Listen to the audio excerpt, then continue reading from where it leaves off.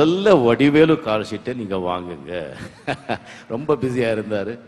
அதுக்கப்புறம் இந்த படத்தில் ஐஸ்வர்யா ராய் நீங்கள் டேட்ஸ் நீங்கள் வாங்குங்க அப்படின்னு சொல்லி, இது ஐஸ்வர்யா ராயை பற்றி நான் கொஞ்சம் சொல்லி தான் ஆகணும். ஏன்னா ஒவ்வொரு படத்துலையும் என்னையா இருந்தாலும் ஐஸ்வர்யா ராய் ஐஸ்வர்யா சொல்கிறேன். இந்த ஐஸ்வர்யா கூட டியூட் பாடுறதுக்கு வரைக்கும் நான் ரொம்ப இஷ்டமா அப்படின்னு நினைக்கலாம் நீங்கள். அப்படியெல்லாம் ஒன்றும் கிடையாதுங்க. கேரக்டருக்காக படியப்பால கேட்டோம், நீலாம்பரி கேரக்டருக்கு ஐஸ்வர்யா ராயை நினைச்சு பாருங்க. அந்த அழகுங்கிற திமிரு அந்த கேரக்டருக்கு ஐஸ்வர்யா போட்டதை எப்படி இருக்கும் சொல்லிதான் ஐஸ்வர்யா ராயை நாடினோம். பாபால வேற கேரக்டருக்கு நாம செஞ்சோம். பாபால அவங்க இல்லைன்னு சொன்ன உடனே கதாபாத்திரத்தை கொஞ்சம் மாத்தினோம். அதுக்கப்புறம் சந்திரமுகி ஐஸ்வர்யா ராயா பண்ணிருந்தா எப்படி இருந்திருக்கும் நினைச்சு பாருங்க. இப்ப சிவாஜியும் கேட்டுட்டு இருக்கோம், அந்த கேரக்டர் அந்த மாதிரி.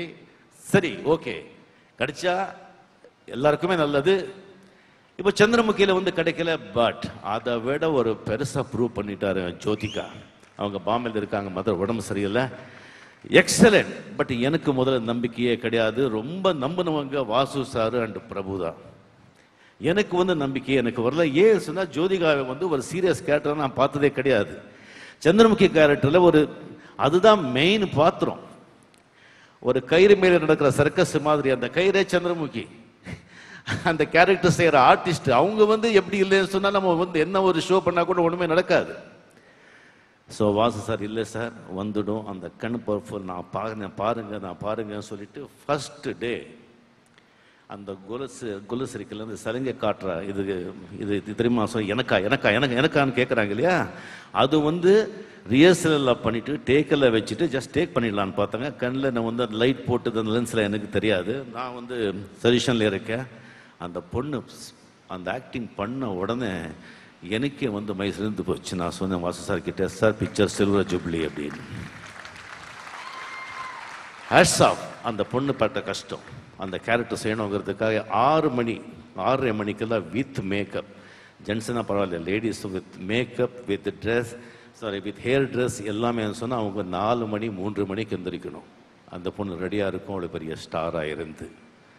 ஸோ ரியலி சந்திரமுகியோட பெரிய சக்ஸஸ் பெரிய காரணம் ஜோதிகா. அவங்களுடைய பர்ஃபார்மன்ஸ் பண்ண வச்ச Vasu sir and Vadivelu sir. அந்த காமெடி எப்படின்னா வடிவேலு, தங்கவேலு, நாகேஷ், சந்திரபாபு எல்லாருடைய ஒரு கலைப்பு தான் வடிவேலு.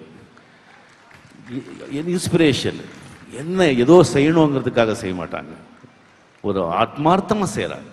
ஸோ ரொம்ப பிடிச்சது இந்த வடிவேலு கூட நிறைய படங்கள் நான் ஆக்ட் செய்யணும்னு நான் ஆசைப்படுறேன். நயன்தாரா இவ்வளோ பெரிய பெரிய ஆளுங்க திஸ்திங்க இருந்தாலும் கொஞ்சம் கூட பயப்படாமல் சர்வ சாதாரணமாக நடிச்சுட்டு போயிட்டாங்க நயன்தாராவை. நான் டெஃபினெட்லி பாராட்டி தான் ஆகணும். அப்படியே விஜயகுமார் ஒவ்வொருத்தரும் இந்த கேரக்டரில் இந்த படத்தில் basically Vasu sir is an actor. ஆக்டர்னால கம்ப்ளீட்டாக ஒவ்வொரு கேரக்டரும் ஒவ்வொரு ஆர்டிஸ்டோட உள்ளே போயிட்டு எப்படி நடிக்க வைக்கணும்னு சொல்லி நடிக்க வைக்கிறார். So hats off. இந்த வாசுக்கு அடிக்கடி நான் சொல்கிறேன், வாசு சாருக்கு இது சிவாஜி ப்ரொடக்ஷன்ஸின் சந்திரமுகியோ இல்லை ரஜினியின் சந்திரமுகியோ அல்ல, இது வாசுவின் சந்திரமுகி அப்படின்னு.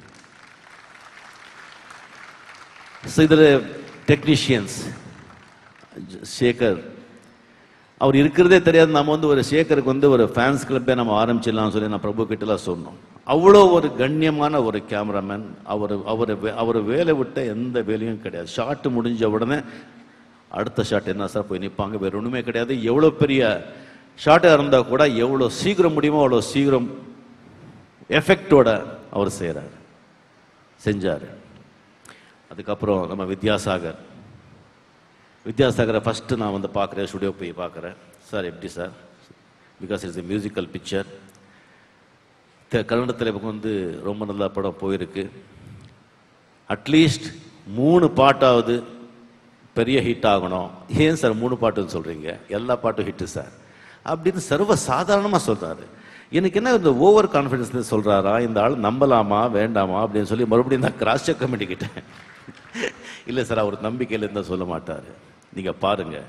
ஸோ இவ்வளோ பெரிய ஒரு படத்துக்கு 6 சாங்கு கூட ஒவ்வொரு சாங்கும் மணி மாதிரி கொஞ்சம் கூட நேரம் அதிகமாக எடுத்துக்காம எந்த விதமான பந்தாவும் செய்யாமல் பணம் வாங்கியிருக்கோம், வேலை செய்கிறோம். கமிட்மெண்ட். முடியலன்னா முடியலன்னு சொல்லணும், முடியும்னா முடியும்னு சொல்லணும், அவ்வளோதானே. அதே அண்ட் கரெக்ட் அந்த டைமுக்கு இந்த எஃபெக்டோட ஒரு பண்ணியிருக்காங்கன்னு சொன்னால் எக்ஸலண்ட். Hats of. அண்ட் அவரோட பழகுற விஷயங்களும் சரி எல்லாமே, because I like you Vidyasagar. And நம்ம ஃபைட் மாஸ்டர் நம்ம தினேஷ், நான் சொல்கிறேன் அவர்கிட்ட ஜாக்கிரதைங்க கயிறு கீரைன்னு சொன்னால் அதெல்லாம் okay sir, no problem sir, no problem sir, okay sir. அதே ஷாட் மறுபடியும் வைப்பாங்க, இன்னொரு தபா செஞ்சிடலாம் அப்படின்னு சொல்லிட்டு. ஸோ எல்லாமே இந்த படத்தை நீங்கள் பார்த்தீங்க சொன்னால் எல்லாம் சிரிச்சுக்கிட்ட ஒரு குடும்பமாக நம்ம இந்த படத்தை எடுத்தோம். மறுபடியும் சிவாஜி ப்ரொடக்ஷன்ஸில் இதே வாசு டைரக்ஷனில் இதே குழுவினரோட ஒரு படம் நம்ம பண்ண போகிறோம் அப்படின்னு சொல்லி பத்திரிகையில் வந்தால் அதை பார்த்து சந்தோஷப்படுற முதல் ஆள் இந்த ரஜினிகாந்த் தான். வாசு சார் ஃபுல் ரெஸ்பான்சிபிலிட்டி அவர் எடுத்துக்கிட்டார். இதில் சும்மா டைகர் மாதிரி இருந்தார் செட்டில். பிகாஸ் என்னென்ன ஒவ்வொரு ஷாட்டும் ஒவ்வொரு இதுவும் அவருக்கு தெரியும். பெரிய ஒரு ஹிட் நான் கொடுக்குறோம் அப்படின்னு சொல்லி அவ்வளோ ஒரு கான்ஃபிடென்ஸ். அண்ட் பிரபு இந்த அவர் கொடுக்குற அன்புக்கு அதை நாம் எப்படி திருப்பி கொடுக்கணுங்கிறதுக்கு சொல்லவே முடியாது. அவ்வளோ ஒரு அரவணைச்சி ஒரு அன்பு, ஒரு என்னமோ ஒரு பிக்னிக் போய் நம்ம பிக்னிக் படம் எடுத்துகிட்டு இருக்கோம், ஜஸ்ட் ஒரு பிக்னிக் போயிருக்கோம், ஏதோ ஷூட் பண்ணிருக்கோங்கிற ஒரு எண்ணம் தான் வழியே வேறு எதுவுமே கிடையாது. அந்த ராம்குமார் வாட் அன் அட்மினிஸ்ட்ரேட்டர். ஏன்னா அவருடைய சித்தப்பா அந்த சண்முகன் சார் கிட்டே அவர் கற்றுக்கிட்டு தான். இந்த படத்தை பொறுத்த வரைக்கும் வியாபார ரீதியாக அவர் நடந்துக்கிட்டு செஞ்ச செலவு இதெல்லாம் எக்ஸலண்ட். நான் எதிர்பார்க்கவே இல்லை. இண்டஸ்ட்ரியில் கூட நான் பார்த்த வரைக்கும் அந்த மாதிரி ஆளுங்க ரொம்ப ரொம்ப கம்மியாக சொல்ல முடியும். அட்மினிஸ்ட்ரேஷன் எல்லாத்துலேயும் ரொம்ப accurate excellent. Hats off Ram. And நிறைய படங்கள் நீங்கள்லாம் செய்யணுங்கிறது தான் என்னுடைய இஷ்டம்.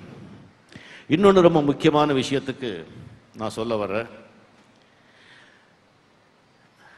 இப்போதான் டிவிலெல்லாம் போட்டு காமிச்சாங்க,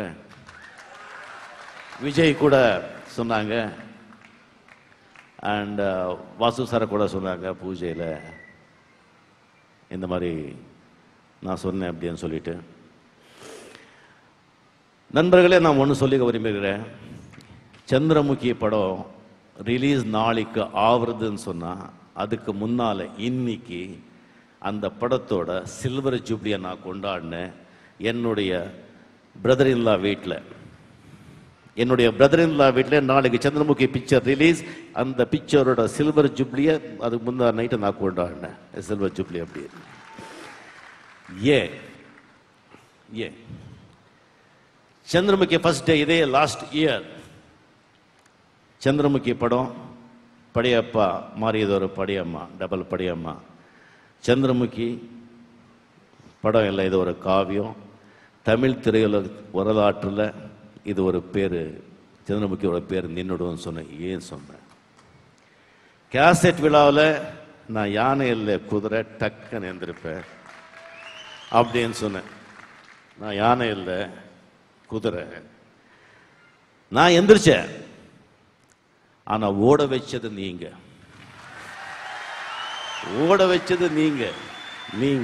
Vasu sir, Sivaji productions, technicians, fans, press, ஜனங்க நீங்க ஓட வச்சிங்க. சரி, எந்திரிச்சு நிற்கிறதுக்கு சக்தி வேணும் இல்லை? எந்திரிச்சு நிற்கிறதுக்கு சக்தி கொடுத்தது பாபாஜி, என்னுடைய கடவுள் பாபாஜி, என்னுடைய குரு சச்சிதானந்தர். ஏன்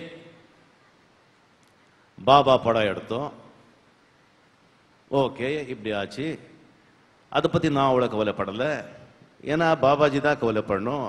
ஏன்னா நிறைய பேர் சொன்னாங்க, என்னையா இது பாபாஜி பற்றி படம் எடுத்தாங்க, இந்த படம் சரியா போல. அந்த மகானுக்கு ரியலாக சக்தி இருந்திருந்தால் இந்த படம் ஓட்டிருக்க முடியாதா அப்படின்னு சொல்லிட்டு. சச்சிதானந்த்ஜி என்னுடைய குருநாதர் ஃபர்ஸ்ட் டே ப்ரீவியூக்கு வந்த பிறகு கொஞ்சம் அடிபட்டு ஹாஸ்பிட்டல் அட்மிட் ஆகி அவர் சொன்னாங்க. அதுக்கப்புறம்